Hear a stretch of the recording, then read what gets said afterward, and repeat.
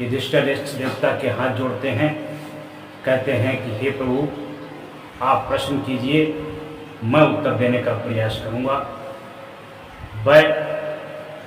वैसे तो तमाम प्रश्न पूछते हैं, लेकिन आज मैं उनके अंतिम प्रश्न का जिक्र यहाँ पर करूँगा। उन्होंने पूछा था, यक्ष देवता ने युधिष्ठिर से पूछा था कि हे युधिष्ठिर, दुनिया में सबसे बड़ा आश्चर्य क्या है? युधिष्ठिर ने बहुत ही नम्रता से उत्तर दिया था कि हे यक्ष देवता, दुनिया में सबसे बड़ा आश्चर्य मृत्यु है, क्योंकि ये मृत्यु लोक है। यहाँ हर किसी की मृत्यु होती है। जब कोई व्यक्ति मर जाता है तो उसके घर वाले, उसके सगे संबंधी, उसके पास पड़ोसी, उसके रिश्तेदार, उसके मित्र, उसके प्रेमीजन सभी एकत्रित होते हैं और उसके दुख में शामिल होते हैं। लेकिन उनको सबको, किसी को मन में ये ख्याल नहीं आता है कि आज ये व्यक्ति मरा है, कल हमारा भी नंबर है। ऐसा किसी के मन में ख्याल नहीं आता है, विचार नहीं आता है। उन्हें लगता है कि यही व्यक्ति मरा है, यही केवल मरेगा, हम नहीं मरेंगे। ये दुनिया का सबसे बड़ा आश्चर्य है। किसी व्यक्ति को ये नहीं लगता है कि आज ये मर गया है, कल हमारी भी मौत होगी। कुछ क्षणों के लिए ध्यान उसकी तरफ देते हैं और थोड़ा मन में दुख का आभास करते हैं। पुनः चंद सेकंडों में मन को वहाँ से खींच लेते हैं। राजनीति की चर्चा होती है, खेती किसानी की चर्चा होती है, व्यापार की चर्चा होती है, अन्य गांव वालों की चर्चा होती है, दुनिया के राग देश की चर्चा होती है।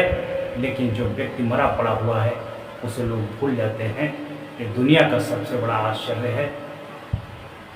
आपको समझना चाहिए, हर व्यक्ति को ये समझना चाहिए, यदि आपका कोई सगा संबंधी, रिश्तेदार, पास पड़ोसी, मित्र अगर मृत्यु को प्राप्त हुआ है तो कृपया सचेत हो जाएं, क्योंकि जितने आपके लोग थे वो निपटते जा रहे हैं, मृत्यु को प्राप्त होते जा रहे हैं। क्योंकि मृत्यु एक लाइन है, उस लाइन में पूरा संसार खड़ा हुआ है। हम भी खड़े हैं, आप भी खड़े हो।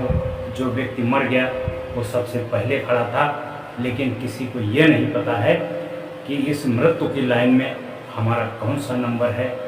जिस दिन व्यक्ति ये आभास कर लेगा कि ये मृत्यु लोक है, यहाँ हर किसी को मरना है और हर कोई मृत्यु की लाइन में खड़ा है, अगर ऐसी सोच रख लेगा तो उसी दिन से वो दुनिया के पाप कर्म करना बंद कर लेगा और जीते जी ये संसार स्वर्ग बन जाएगा। लेकिन इसकी अपेक्षा लोग शमशान घाट तक जाते हैं।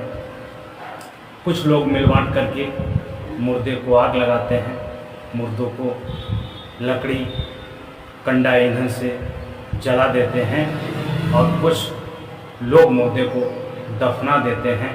बाकी के सब लोग फालतू की चर्चा करते हैं, फालतू की बातें करते हैं, ईर्ष्या देश की बातें करते हैं। उन्हें यही नहीं पता है कि हम किस स्थान पर आए हैं, किस लिए आए हैं।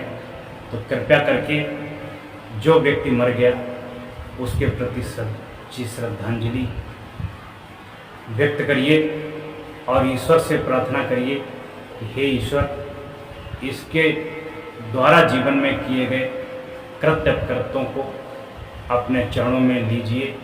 इसके द्वारा किए गए, गलती से किए गए कृत्य को क्षमा करिए और इसके अपने श्री चरणों में स्थान दीजिए और उसके परिवार वालों को अपार दुख सहने की शक्ति प्रदान करिए। ऐसा भाव होना चाहिए। किसी के दुख में जाओ तो वहाँ पर दुखी होना चाहिए, ना कि फालतू की बातें, राग द्वेष की बातें, बिजनेस की बातें, कारोबार की बातें, राजनीति की बातें। इस तरह की कोई बात नहीं होना चाहिए, क्योंकि मृत्यु की लाइन में वह सब खड़े हैं जो इस तरह की बात करते हैं या किसी तरह की बात करते हैं। पता नहीं आपका कौन सा नंबर है, किस दिन आपकी मृत्यु हो जाए। इसलिए सभी से अनुरोध है कि कृपया जहाँ भी जाएं वहाँ पर उस मृत आत्मा के संबंध में सोचें और विचार करें।